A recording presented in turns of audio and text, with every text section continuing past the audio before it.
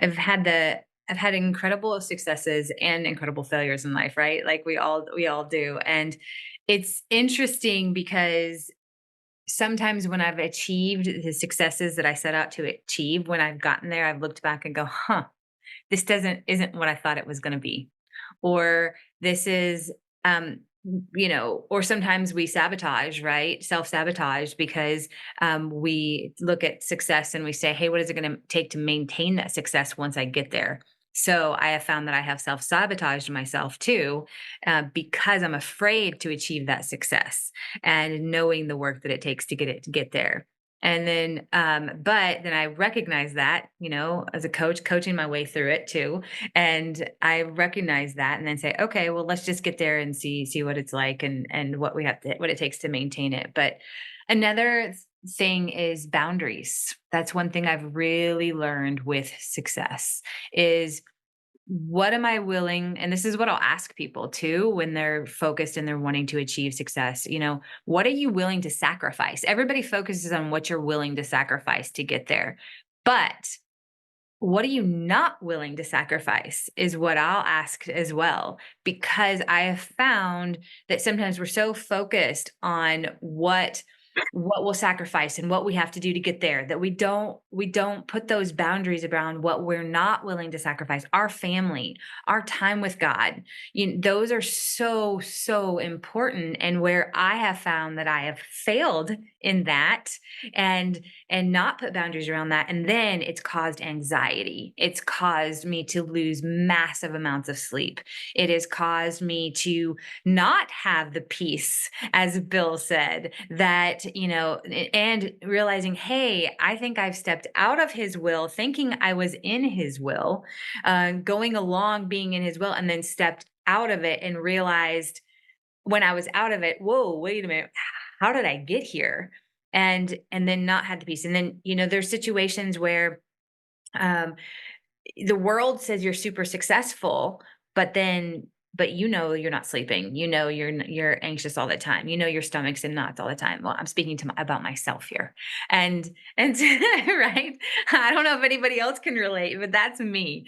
And so, but then also it can be okay. How do I step back into his will? What is it going to take to give up? What do I have to give up now that I've achieved this success? And what is it going to look like? And that's where we have to trust God too, and say, all right, Lord, it's all yours anyway. You brought me to this point. I got to trust you and give it back to you again.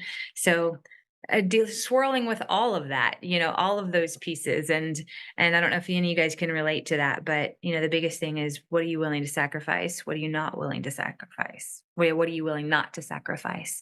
And yeah, I'm working on getting back into peace and joy. Right. That's what I'm working on right now. And I know it's a process as well, because I'm sick of losing sleep and I'm sick of my stomach being in knots constantly. Yep. Shariah says back to the basics. Yeah. Yep. Coming back to that, I think a lot of people, especially when they're aspiring for success, fail to build their non-negotiables before they ever walk that journey out. And they walk in with such a desire to succeed and get what somebody else is offering that they will sacrifice a lot more than they should.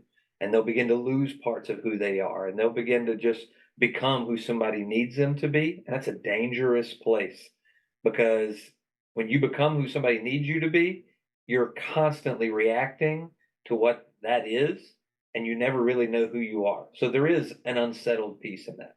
That's why you have to have your yeses and your nos. Your no is just as important, if not more, than your yes. Sometimes you can get busy saying yes, but sometimes you need to say no. You need to put that boundary in place. One of the things I learned during our session season was in ministry that my family's my first church, and I'll never choose another church over my family.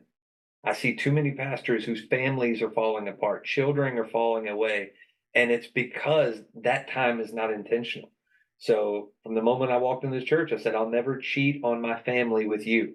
I love this church and God's called me here, but He called me there before He ever called me here.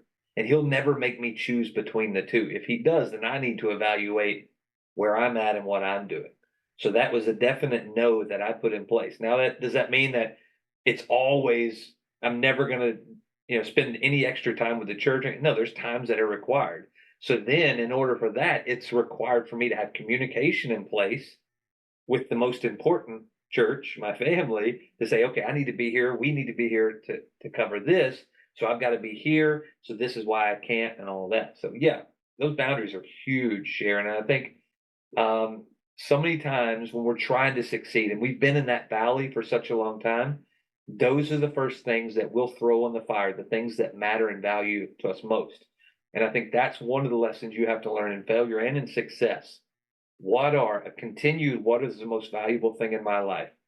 And whether I'm here or I'm here, that's the one thing I will not sacrifice.